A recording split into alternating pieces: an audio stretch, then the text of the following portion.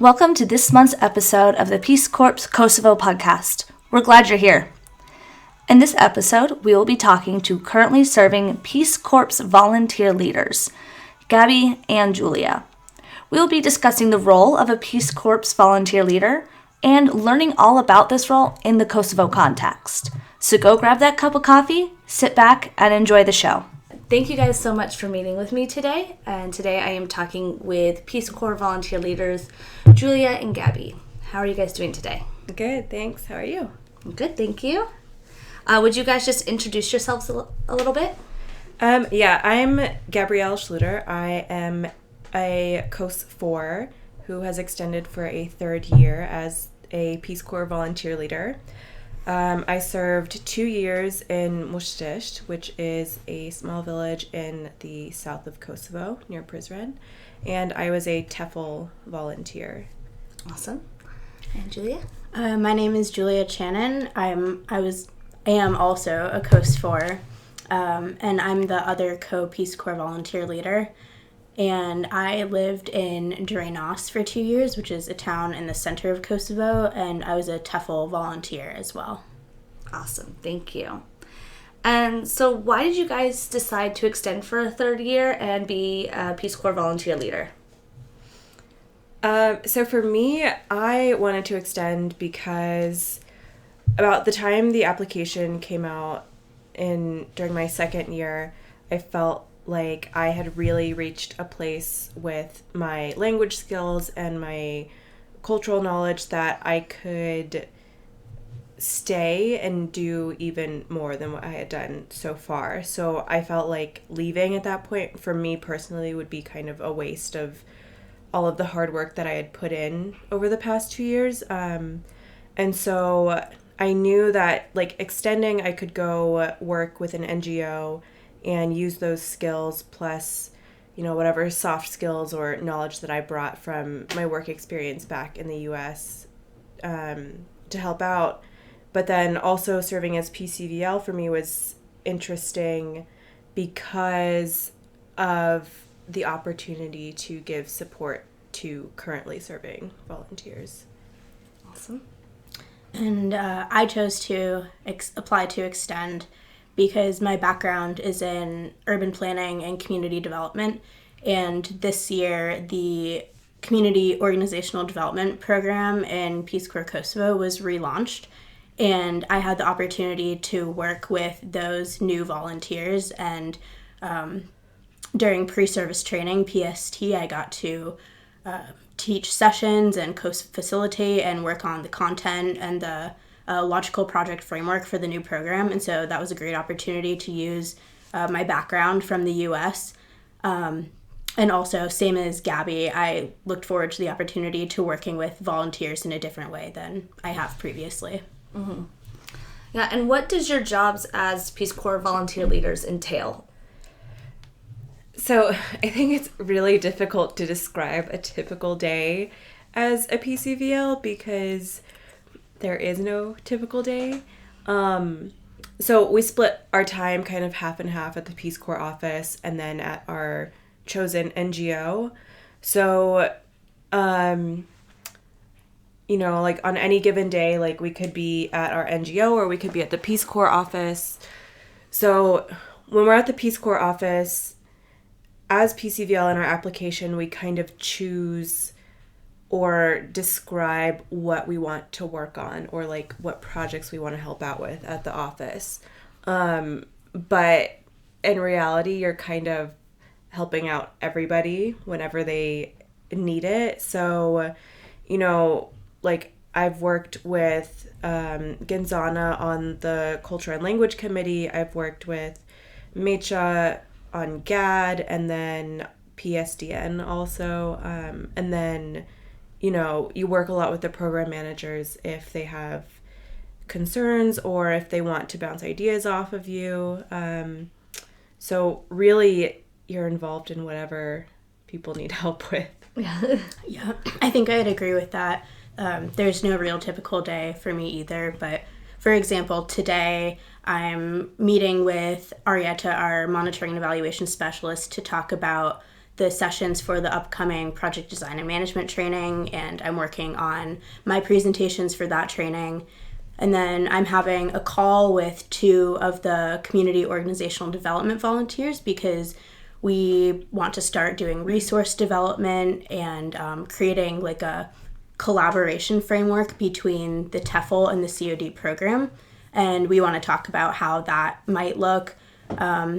And also we just completed our 2019 annual report, and I'm still working on finishing the last parts of that up and like creating a poster that we can hand out to potential counterparts and community organizations that we might work with in the future, or anyone who wants to learn more about Peace Corps Kosovo. So it really depends on the day what I'm doing, and it varies drastically week to week, day to day, kind of depending on the season, whether it's training season or we're gearing up for PST, or if it's maybe a slower time in the office. It sounds like you guys are always on your toes. Yes. And what has been one thing that you've learned in this role? I think one of the biggest things that I've learned is time management and prioritization, because all these roles and projects and activities we do are kind of like DIY, do it yourself, very like self-directed. So making sure that I'm managing my time effectively so I don't miss out on anything or let anyone down or like forget a project or something I said I'd do for someone has been really important. But I've also learned kind of my work style and how I work best and in which environments. So I was a TEFL volunteer for 2 years, as I said, and I really enjoyed my time there, but I didn't realize how much I missed being in an office environment and being somewhere where I have my own desk and people that are the exact same people in the same place at the same time that I can go talk to if I need them and work with them, and like that kind of environment. So I realized what I might look for in a future workplace in this role as well. Yeah, I would agree with all of that. For me, I think the biggest thing I've learned isn't necessarily a quantifiable skill, but I've learned a lot about myself and just like, you know, like the first 2 years of Peace Corps, obviously you learn a lot about yourself, but this third year especially has taught me that I'm just very capable, because the nature of the job is so, I don't know, like it changes every single day, like whether I'm at the office or at my NGO, there's no typical day. So I've just learned that I am, like anything that people have asked of me, like I know how to do, or I can figure out how to do it. So like I've learned that I'm just a very capable person. I'm also very adaptable.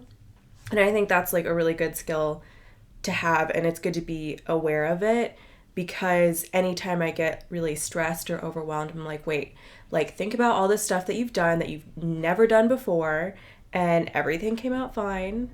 So like this you can handle too. It sounds like a really great thing to be able to learn and look back on. What part about being a PCVL isn't so great? Every job has a downside.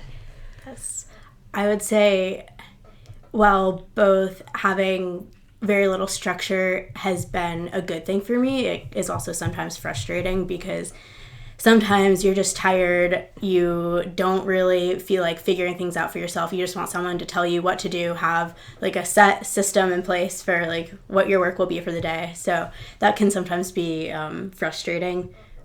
Also, our cohort leaving, I think, was more difficult than I anticipated, because, you know, it's not like we saw these people every day, but they're the group that we went through Peace Corps with for 2 years. And then suddenly we are both still in Pristina, in Kosovo, but they're all out like living their own lives post-Peace Corps. They're RPCVs now, they have jobs, they're in grad school, and they're often seeing each other as well. And like I have Gabby here, which has been a godsend. Like I don't think I could have done this without someone else from my cohort staying here with me, but that's been more difficult than I anticipated, not having that like built-in support network here. And also just like finding my place in a new city, like change is always hard.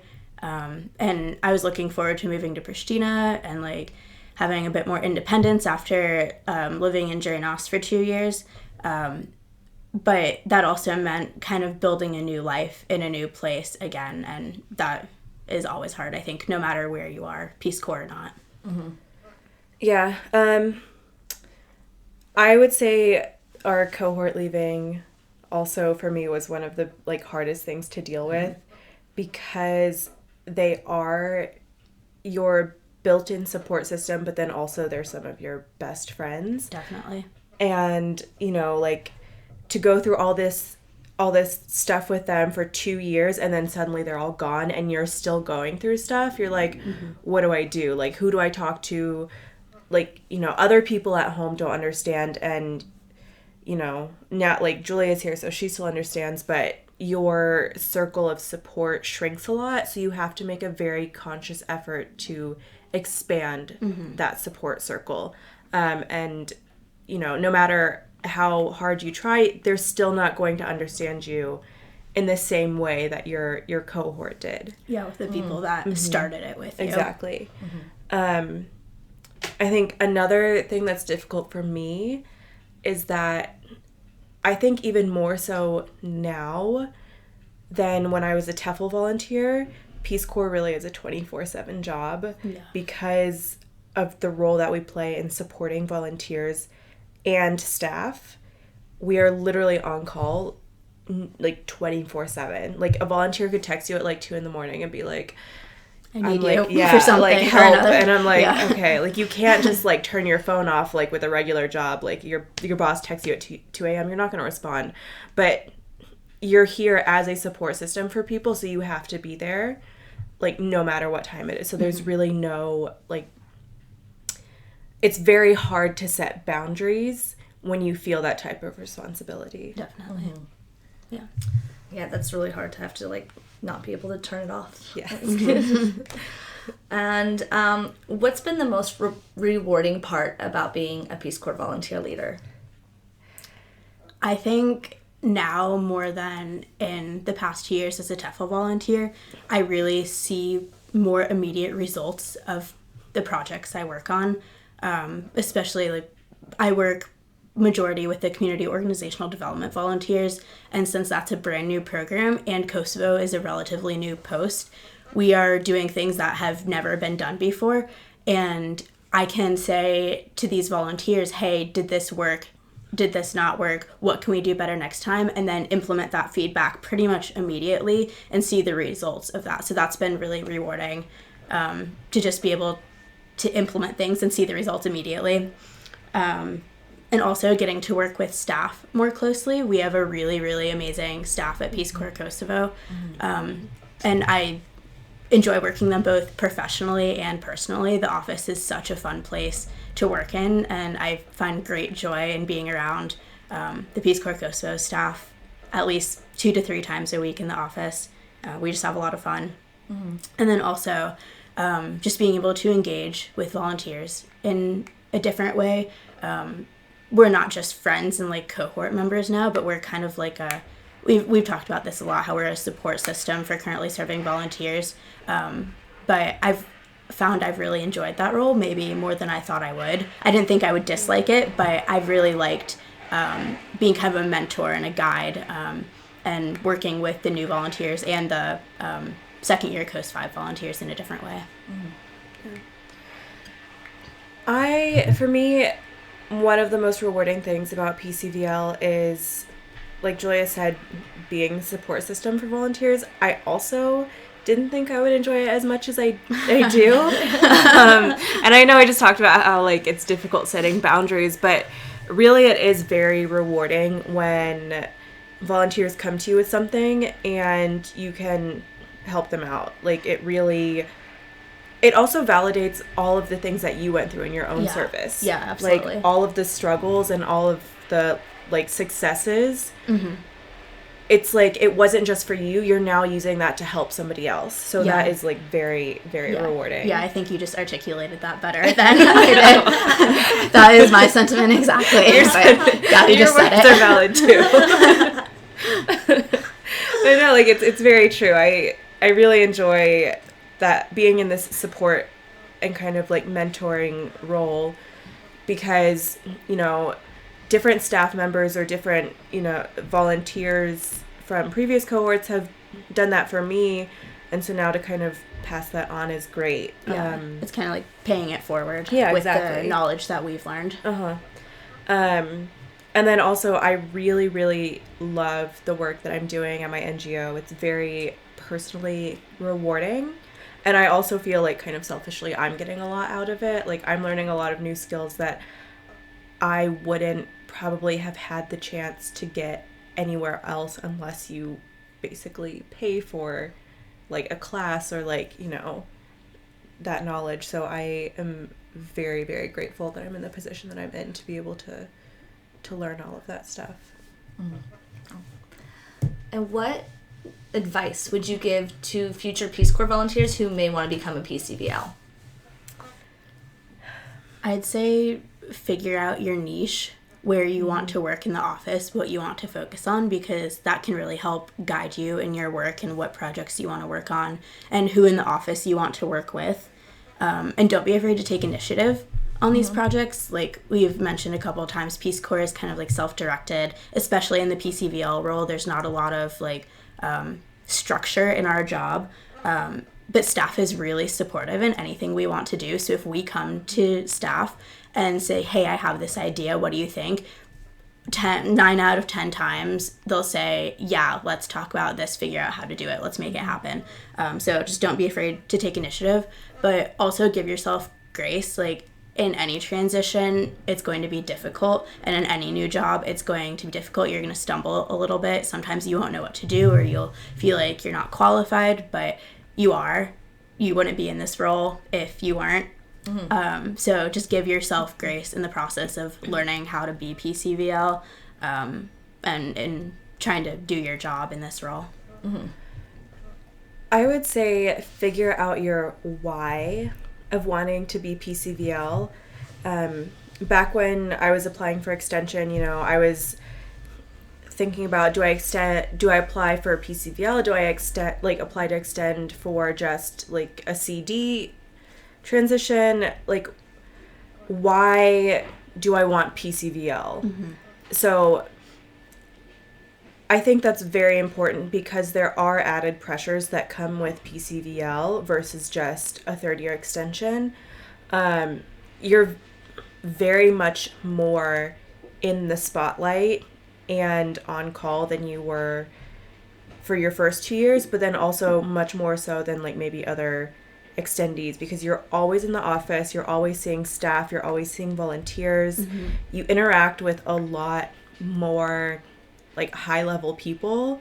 So just the types of interactions that you're having, and you know, the types the I don't know how to say it, but like the types of conversations you're having and how you're representing Peace Corps changes a lot. So you're not just representing them as a TEFL volunteer, you're now representing Peace Corps to people that work in NGOs, at USAID, at the embassy, at other embassies, not just the American Embassy, like all different types of places. So you really need to figure out if that's something that you're comfortable with and if that's something that you want to do, because a large part of our role is supporting volunteers, but that's not the only thing.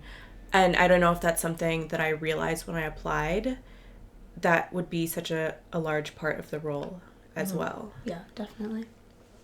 Yeah, that definitely would be good to keep into consideration because that's not what they advertise. And is there anything else that you guys think people should know about being PCVL, or anything that you want to add? Anything to wrap up with, or? I think it's the job of a lifetime.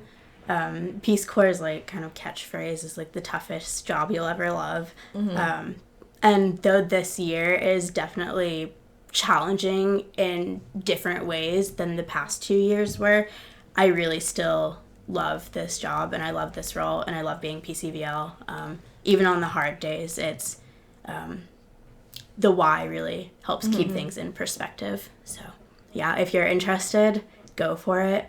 It's a challenge, but it's also very rewarding and fulfilling. So Yeah, I would agree with all of that. It's challenging, but I'm having fun. Yes. I don't have a lot of complaints. Nope. So like if you're interested, apply for it. But yeah, just keep in mind the why and really think through what the job entails, because there, like you said, there are a lot of unadvertised pieces, but those sometimes can be the most rewarding parts of it. The best parts of the job. Yeah. So. Yeah. Well, awesome. Thank you guys so much for sitting down with me today. I really appreciate it. Thank you. Thank you, Jen. Thank you. Thank you all for tuning in to this month's Peace Corps Kosovo podcast. We hope you all enjoyed hearing from Gabby and Julia and learning all about the Peace Corps volunteer leader role in Kosovo. If you would like to learn more about Peace Corps Kosovo, find us on Facebook by searching Peace Corps Kosovo, or we're on Instagram at peacecorps.kosovo. And as always, don't forget to hit the subscribe button below to stay up to date with all of our videos and podcast episodes. We'll see you next month.